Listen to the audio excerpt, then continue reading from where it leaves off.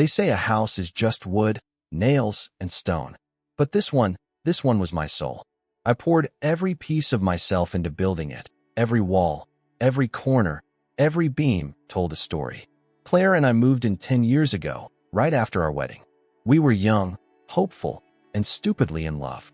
She used to dance barefoot in the kitchen while I made us coffee, sunlight hitting her face like a painting. Those mornings felt like forever. Claire was 35 now, still breathtaking, elegant, poised. And I was 38, with more gray than I liked, and less time than I thought I had. But I still saw her the way I always had, like she was the reason I breathed. She'd tell me I loved too hard. I used to laugh it off. Now, I wonder if she meant it as a warning. To outsiders, we looked perfect. A beautiful house, careers that were steady, and quiet dinners filled with wine and talk of Paris someday. But lately, she wasn't really there. Her eyes darted past mine. Her smile came with silence. She stopped dancing. I told myself it was work. Stress. Maybe a phase. We all drift sometimes, don't we? I just never thought she'd drift far enough to fall into someone else's arms. But back then, I was blind. Blissfully, painfully blind. And I still believed this house would hold us together. That if I just loved her a little more, reminded her of who we were, things would find their way back. I didn't know then that she had already packed her escape. Mornings used to be our ritual. I'd wake up early, grind fresh beans, and wait for her to come downstairs in that oversized sweater she always stole from me. But now, she was already dressed, hair done, makeup perfect, like she was meeting someone, not like a wife easing into her day. Coffee? I asked, holding out her favorite mug, the one that said, "I love you more." She barely looked at it. "I'm running late," she muttered, brushing past me. "There's a client meeting across town." She didn't touch the coffee. It wasn't just that morning. It had been happening for weeks. Claire was distant. Not angry. Not sad. Just absent. Her phone was always face down. Her showers were longer. She worked late. Every excuse sounded rehearsed, practiced like lines in a play. The kind of play where I wasn't cast anymore.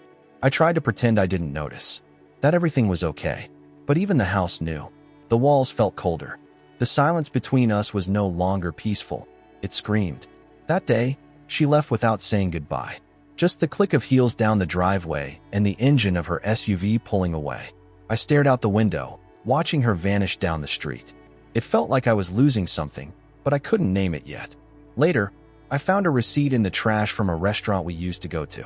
But the date on it was 2 nights ago. She told me she had a networking dinner with some women from her firm. 2 meals, 2 drinks, 1 dessert, 1 lie. I told myself it meant nothing, that I was being paranoid. I even laughed it off when Lena came over and gave me that look. "That you okay?" "Look," I said I was fine, because saying otherwise would make it real. But deep down, the coffee wasn't the only thing that had gone cold. I stood in front of the bathroom mirror one night, toothbrush in hand, just staring. My reflection looked unfamiliar. Eyes tired, skin pale. A man pretending everything was fine. Claire's perfume still lingered in the air, sweet, floral, haunting. She had showered earlier and gone out to meet a client. Again, it was nearly midnight. The street outside was empty. The kind of quiet that makes your thoughts louder.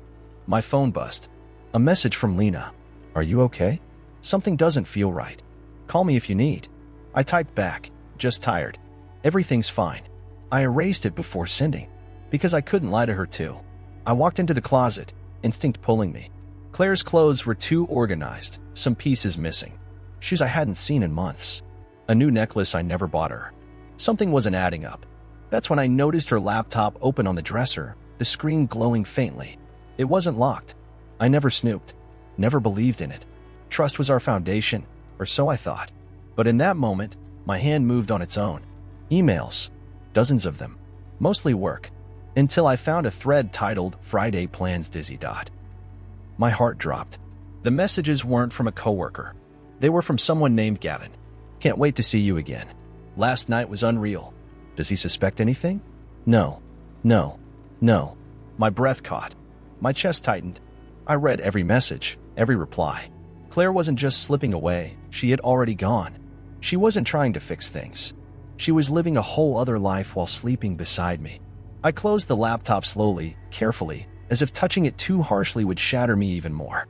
I didn't sleep that night.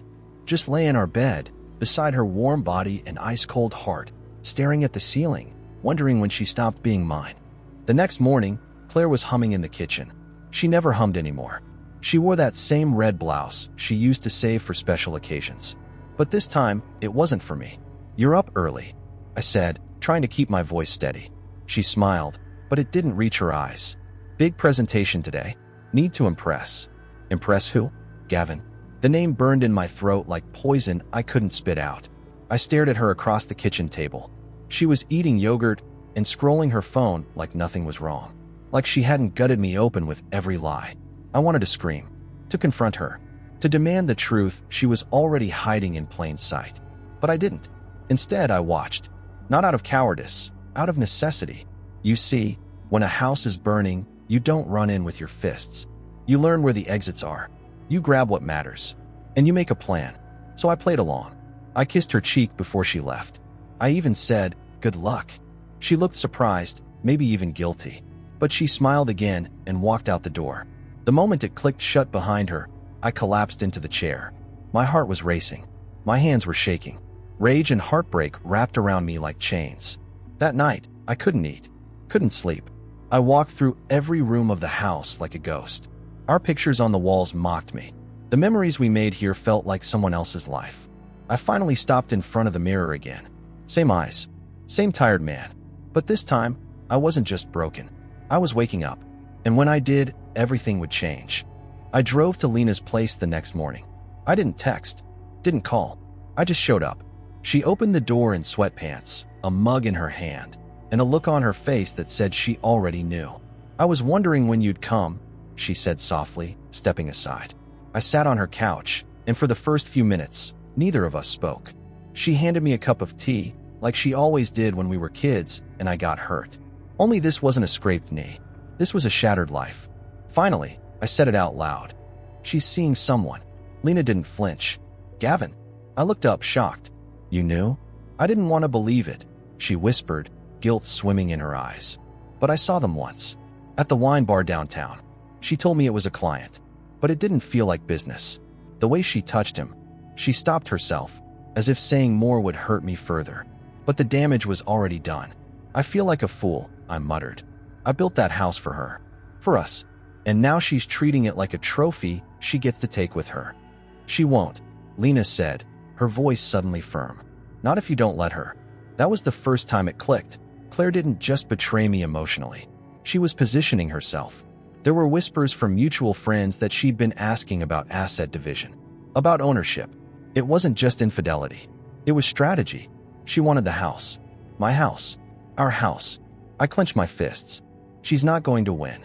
Lena nodded, her eyes fierce with loyalty. "Good. Because now you're not alone." And for the first time in weeks, I believed it. That evening, I sat at the dining table with Claire, just like we used to. The same oak wood I hand-sanded myself. The same chairs we picked out at that little antique store on our honeymoon. But tonight, the space between us felt like a canyon. She served pasta, her guilt dish, as I'd once joked years ago. She only made it when something was wrong. "How was your day?" I asked, watching her carefully. She hesitated. "Just a second too long." "Busy," she said with a small shrug. "Meetings, traffic. You know how it is." I nodded, twirling my fork. "I stopped by Lena's," I said casually. "She says hi." Claire froze, her fork midair. "Oh." "She said she saw you downtown recently." Claire blinked, forcing a smile. "Yes, I ran into her last week. I told you, I had that client dinner. Must have slipped my mind." The silence stretched. I leaned back in my chair and let the weight of my gaze rest on her. Her shoulders tightened. The mask was slipping. She stood abruptly. "I'm going to bed early." Exhausted. I didn't stop her. But I noticed something. She didn't kiss me goodnight. She hadn't in weeks. After she disappeared upstairs, I stayed at the table, staring at her half-finished plate. She was nervous. Not because I knew everything, but because I hadn't confronted her. Claire was used to control. She counted on predictability, on me reacting like the man she married, gentle, forgiving, slow to anger. But that man was fading, and the one sitting here now was learning how to fight back. Silently, strategically. Because if she was planning to steal my life from under me, she had no idea just how much she'd underestimated the man who built that house brick by brick. The next morning, I found the house empty. Claire had left early. No note, no text. Just the soft scent of her perfume hanging in the hallway, like a ghost. I stood in the doorway of my home office, the place where I'd once sketched out the dream that became our house. Rolled-up blueprints lined the shelves. Photos of Claire and me, smiling in hard hats during construction, mocked me from behind glass. I turned to the filing cabinet, the one she never touched. And then I remembered something. Last year, Claire had pushed me to change the deed. Just in case, she said, for legal reasons. I was traveling more for work then, and she insisted it was safer to have both our names listed as primary. I didn't argue. I trusted her. Now, I opened the folder labeled property/deed and stared at the legal form. There it was. My name. Her name. Equal owners. My stomach dropped. A week ago, it was just betrayal. Now it was chess. And she had made her move months ago, while I was too in love to notice. That wasn't a coincidence. It was preparation. That night, I called Lena and told her everything. She was quiet on the other end, then said, "Ethan, she's planning something. You need to talk to a lawyer." "Now." "I know," I whispered. My chest felt heavy, like the air was too thick to breathe. Claire didn't just want Gavin. She wanted the house, the life I built. And if I didn't act soon, she'd take it all and walk away with a smile. I didn't leave the house the next day, not out of laziness or fear, but because I couldn't. Every room whispered something. Every shadow held a memory I no longer trusted. The hallway still echoed her laughter from years ago, but now, it felt like a recording left on loop. Fake, distant. The kitchen was worse. That's where we planned our future, hand in hand. Talked about kids, retirement, France. All lies now. Or maybe just half-truths that turned into ash. I sat in the living room, staring at the photo on the mantel, our wedding day. She looked radiant, holding onto my arm like she'd never let go. I remember that moment like it was yesterday. The way she leaned in and whispered, "We'll build everything together." She had meant it then, but something changed. I tried to pinpoint the moment. Was it when I started working late? When her mother got sick? When we stopped going on dates? Or was it none of that? Was it simply that I stayed the same, and she outgrew the version of me she once loved? These thoughts didn't let up. I didn't eat, didn't sleep, just kept thinking about what I missed, what I ignored, what I allowed. By evening, I was pacing, heart pounding, mind racing. I felt like I was unraveling, thread by thread. I wanted to yell, break something, cry, but nothing came out. I was a man trapped inside his own life. A life now shared with a stranger who smiled like my wife and plotted like my enemy. When Claire came home, she acted normal. Too normal. She kissed my cheek like she hadn't spent her day laying bricks for my destruction. I looked at her and thought, "You're still pretending, still playing your part." But so was I, because the old Ethan had collapsed. And the new one? He was still crawling from the wreckage, but he was watching, and he was learning how to fight. The next morning, I woke up before the sun. Claire was still asleep beside me, curled up like nothing was broken, like she hadn't made a choice that split us in two. I watched her chest rise and fall in a rhythm I used to find comforting. Now, it felt like a performance I wasn't invited to. I got dressed quietly and walked out to the porch. The air was cold. Still, I stood there with a mug of untouched coffee in my hands, staring out at the yard I had once landscaped by hand. And that's when the question started. Why didn't she just leave? If Gavin was her answer, if I wasn't enough anymore, why stay? Why this betrayal? Why target the house? And then it hit me. This wasn't just about love. It was about ownership. Claire didn't just want to move on. She wanted to win. She wanted the house because it wasn't just wood and glass to her. It was proof of something, that she had power, that she could control the narrative. That terrified me more than the affair itself. Later that day, I sat across from a friend of mine, Mark, an attorney I'd known since college. I hadn't told him much, just that I needed advice. When I explained the situation, he leaned back and said, "She's not just cheating, Ethan. She's building a case." The moment she got her name on that deed, she started setting up a scenario where she could walk away with everything. "But we built it together," I said. He looked at me with something between pity and frustration. "You built it." She positioned herself to own it. That's when the shame kicked in. Not just because she had betrayed me, but because I let her. Because I believed her when she said forever. And now I had to find out who I was without that belief holding me up. That night, I didn't cry. I didn't scream. I didn't ask Claire why. Because I finally understood, Some questions don't need answers. Not because they aren't important, but because the answers can't undo what's been done. I sat alone in the living room, the lights off, the quiet pressing down on me like a heavy coat. The house creaked, an old sound I once found comforting. Tonight, it sounded like warning.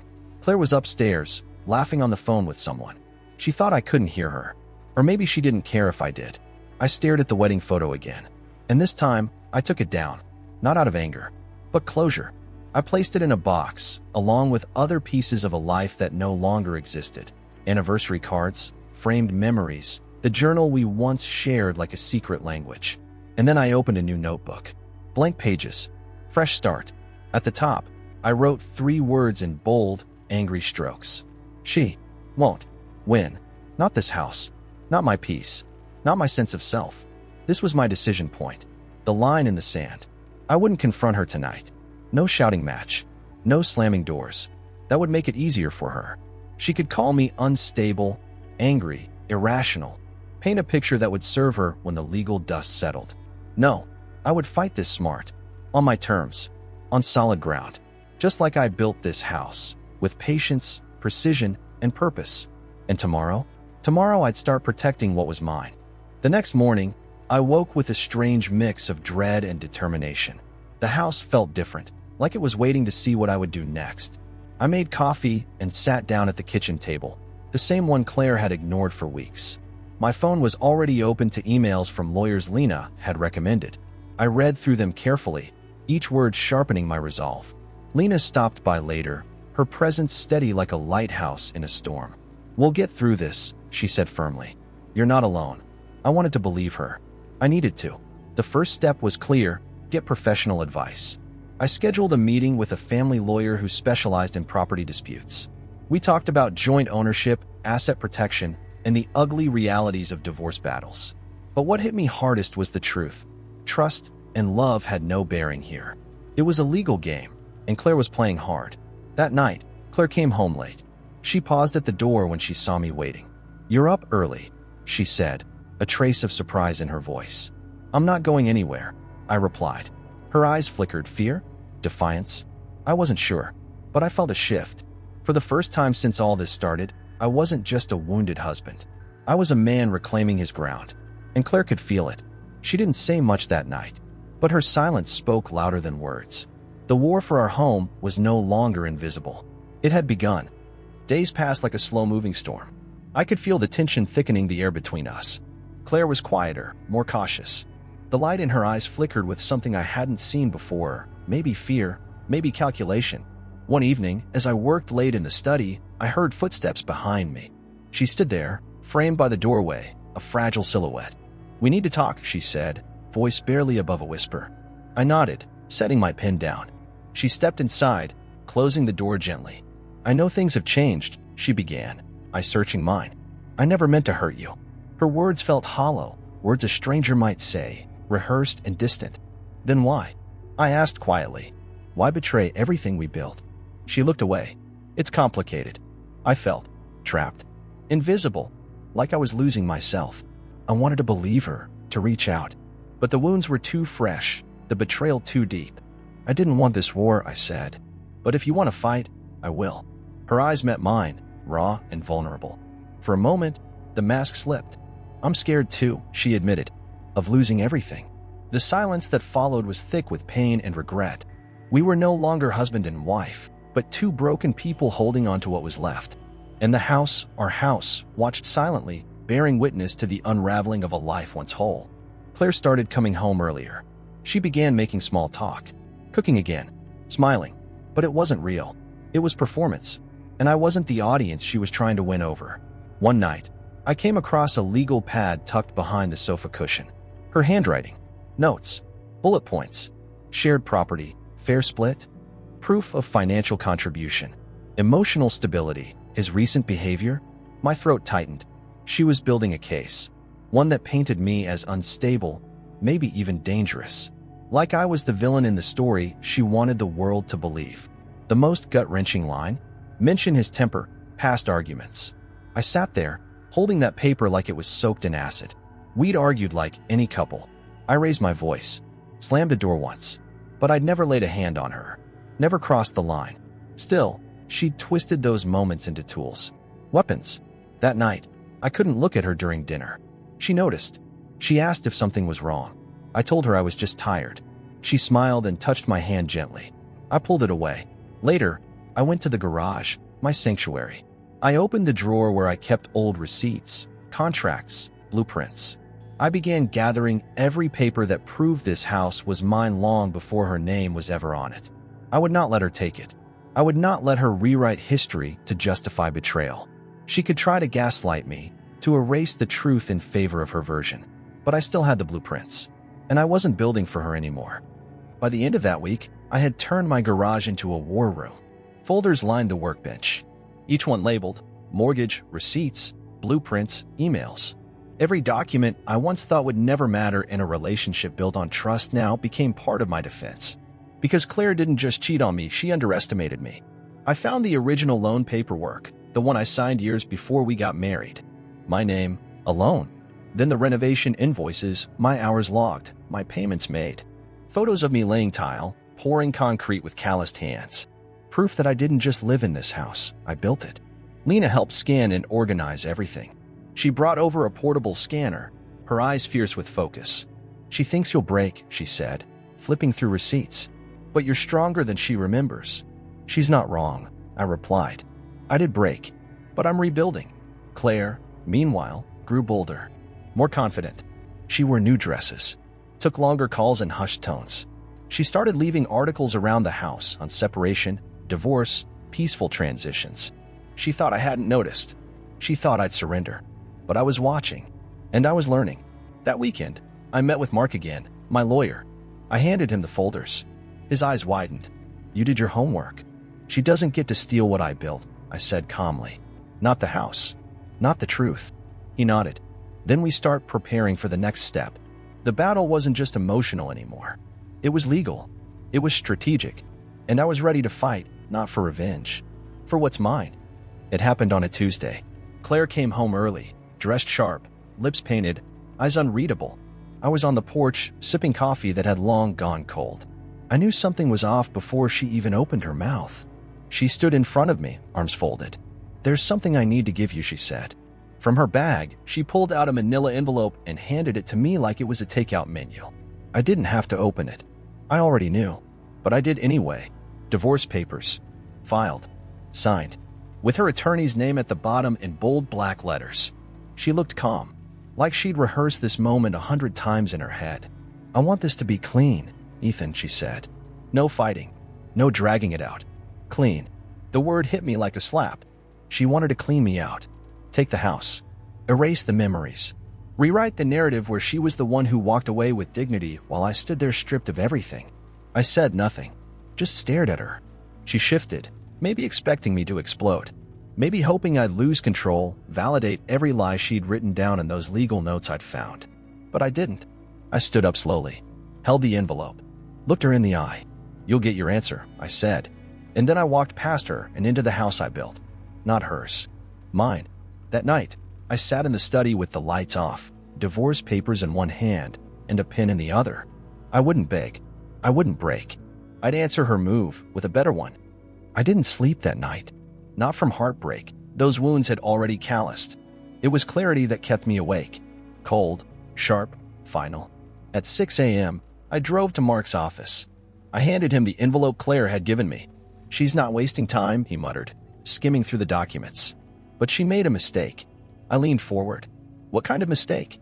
He slid one of my folders across the desk. She underestimated the foundation you laid. You bought the house before the marriage. You funded the renovations. You've documented everything.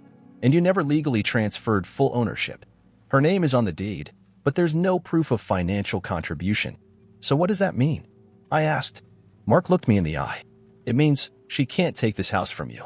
Not unless you let her. That single sentence lit something in me. Not rage. Not even pride. Just purpose. The next few days, I moved quietly. I filed my own response through Mark, clean, firm, legally backed. I opened a new bank account and moved my personal savings into it. I changed the passwords to the home security system, quietly removed access to accounts she hadn't touched in years. I wasn't being cruel. I was protecting myself, and she noticed. On Thursday, she asked, "Did something happen with the bank?" I had trouble logging in. I shrugged. Could be a technical thing. She didn't push further, but the tension shifted. For the first time since this began, Claire was uncertain. She looked at me differently now, not as the husband she could manipulate, but as the man who had stopped playing her game. The chessboard had flipped. She made the first move. Now it was my turn to take the queen. Claire was quiet now. Not the kind of quiet that filled a room gently, but the kind that pressed down heavy, suspicious, calculating. Like she was waiting for something to go wrong, or had just realized it already had. She started watching me the way a gambler watches a table they no longer understand.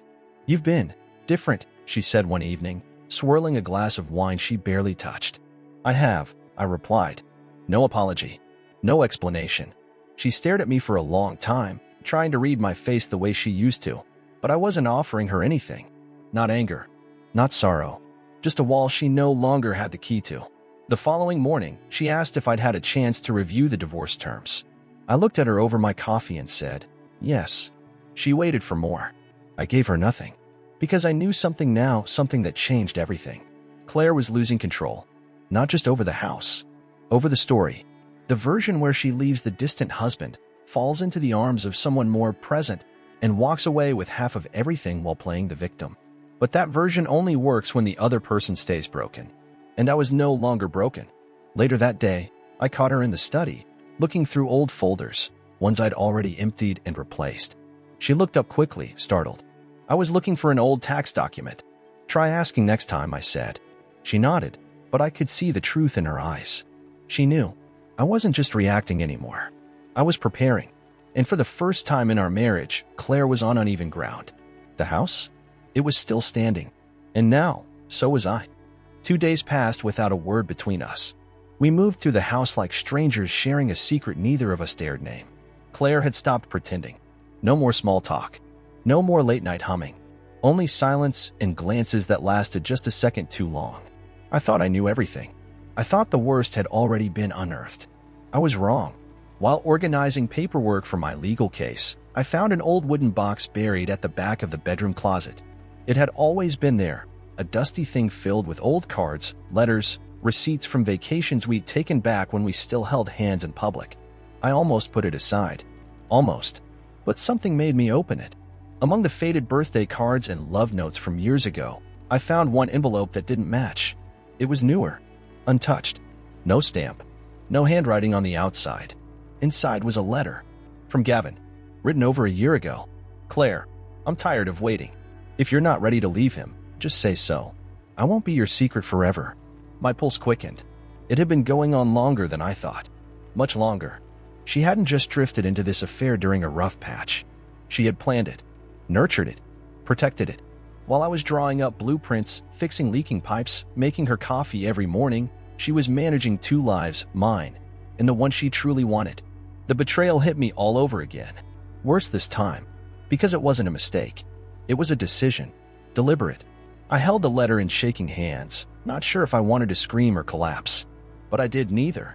I took a photo of the letter, filed it in a folder labeled intent, because now it wasn't just about the house. It was about truth. And if this was a game she thought she could win by rewriting the past, she'd forgotten one thing. I never stopped documenting everything. It was Claire's idea. "We should have some people over," she said, like it was a normal suggestion.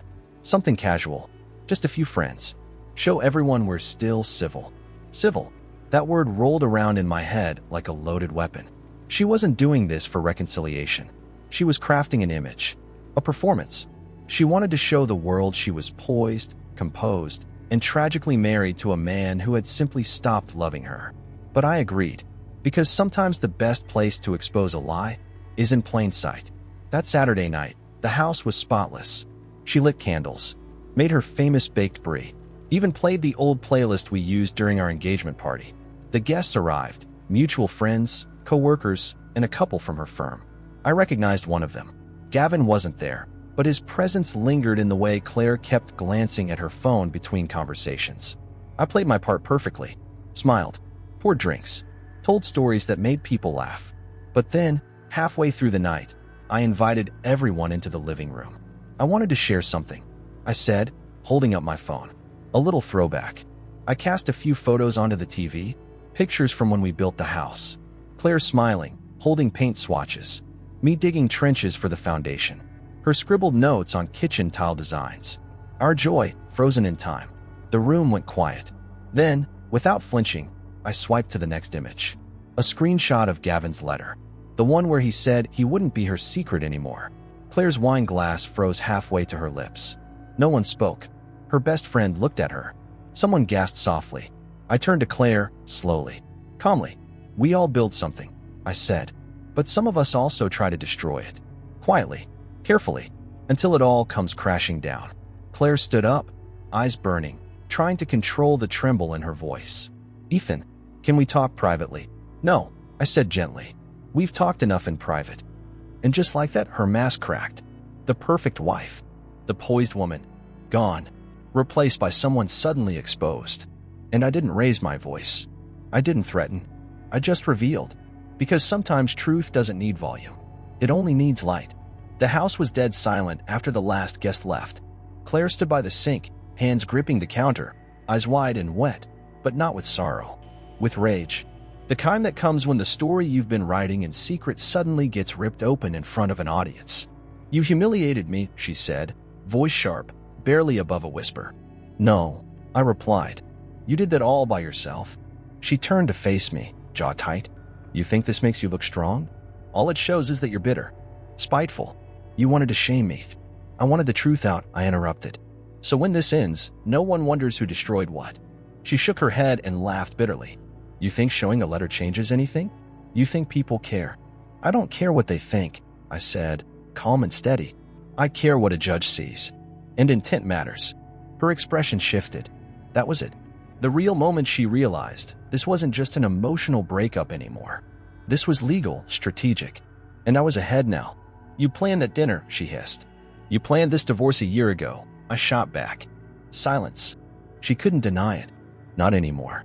Claire walked out of the kitchen and slammed the bedroom door. Hard. But the house I built, brick by brick, didn't shake. Because it had a stronger foundation than the lies she wrapped herself in. And for the first time in months, I felt still. Not because it was over, but because I was no longer the one being hunted. I was standing my ground. Claire didn't speak to me for 2 days. Not a word. Not a glance. Just slammed doors and footsteps that tried to sound confident, but couldn't hide the panic behind them. She stayed in the guest room now, like a tenant in a home she no longer controlled. I didn't chase her. I had nothing left to prove. What I didn't expect was who reached out next. Gavin. Or rather, his wife. Her name was Emily. She messaged me through social media. No pleasantries. Just a direct line of truth. I saw what happened at the dinner party. You're not the only one Claire lied to. My hands froze over the keyboard. We met the next evening at a quiet cafe on the edge of town. Emily was sharp, composed, and heartbreakingly exhausted. She handed me a folder without saying a word. Inside, printed emails, texts, screenshots of Claire's messages to Gavin, spanning nearly 2 years. Long before she ever mentioned feeling distant. Before the late nights. Before the fake smiles. One message from Claire stopped me cold. Don't worry, once the house is mine, we'll finally be free. It wasn't about love. It was about leverage. She had used Gavin. Just like she used me. A calculated climb. Emily sighed. She promised him a life.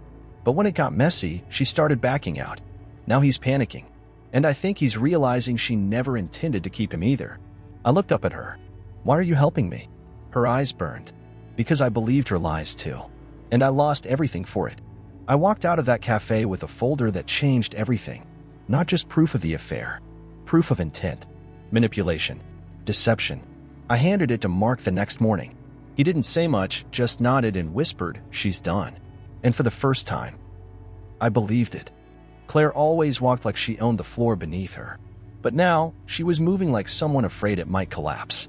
She avoided me in the hallways. Her phone was no longer glued to her hand. Her voice, once crisp and commanding, had dulled into whispers and muttered apologies to no one in particular. That morning, Mark called. I submitted the new evidence package. Between the letter, the emails, and her communications with Gavin, there's no chance she gets the house. I let out a long breath I hadn't realized I was holding. She'll try something else, I said.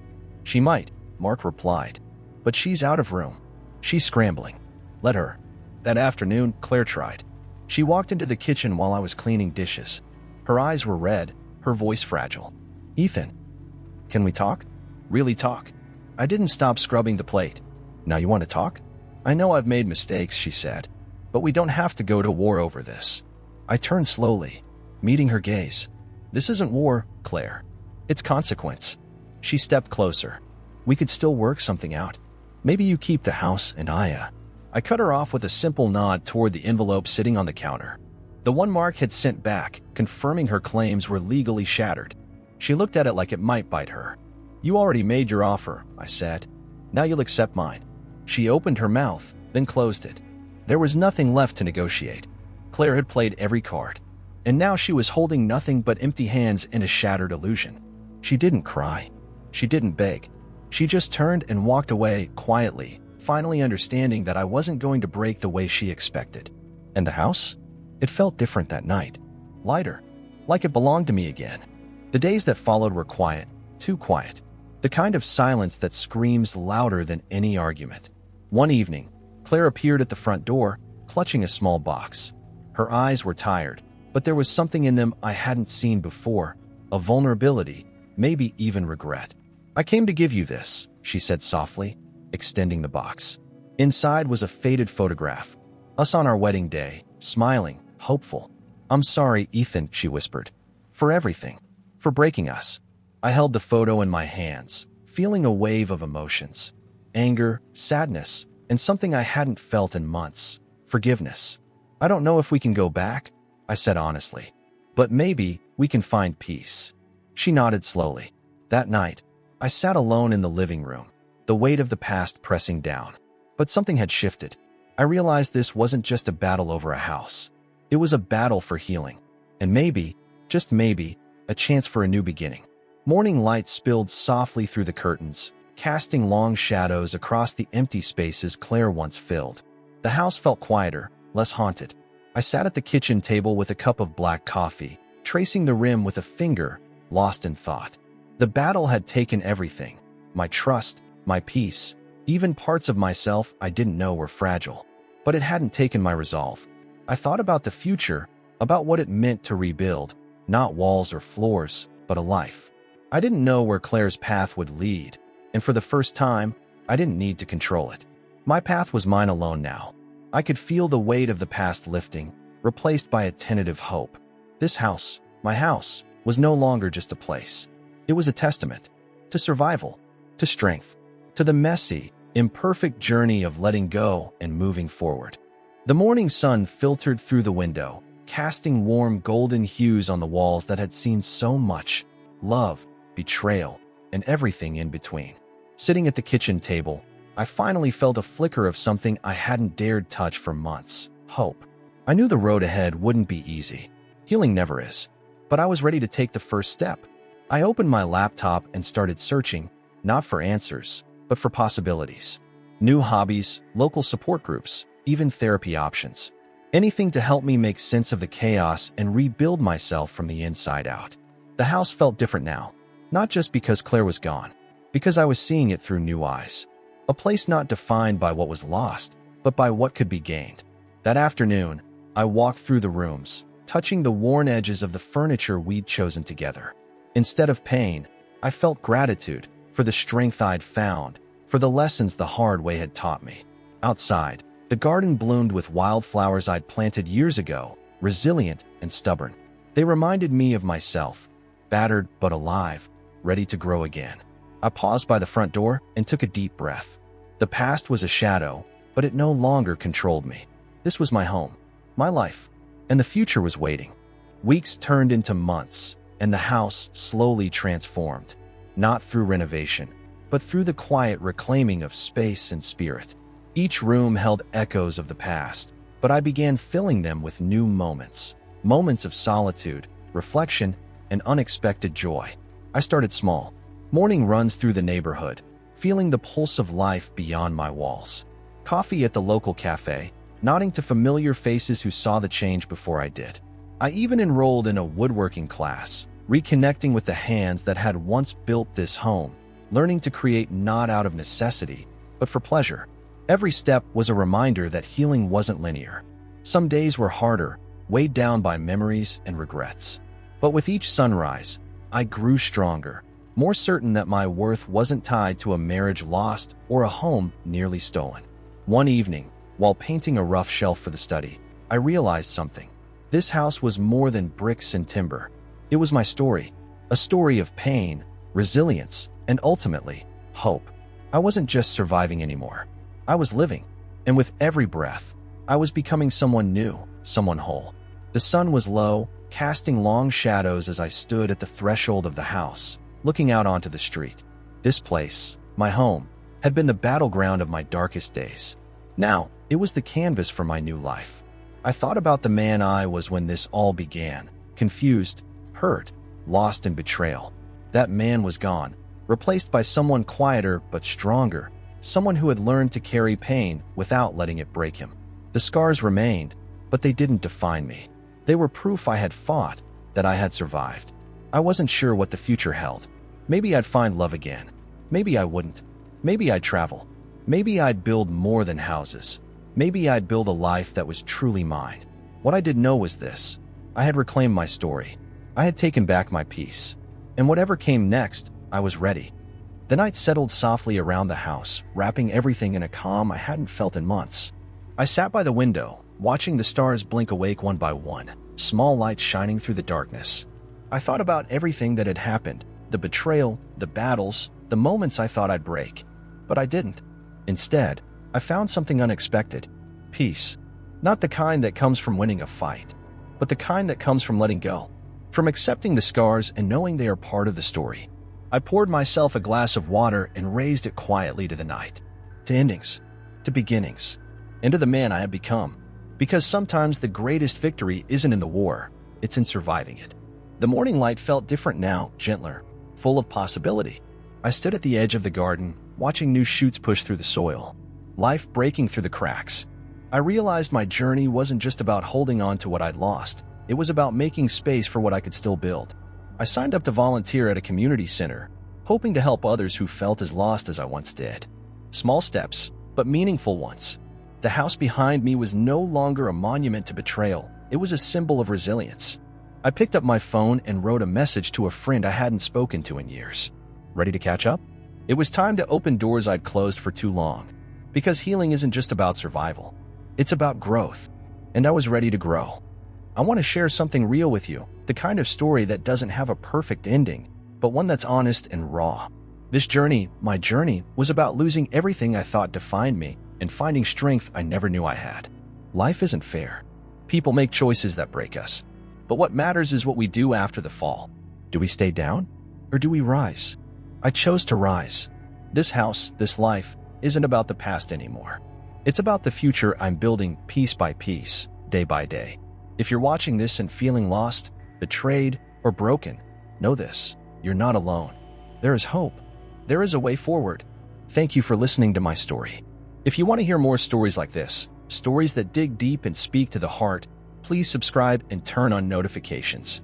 We're all on this journey together. And I promise, the best is yet to come.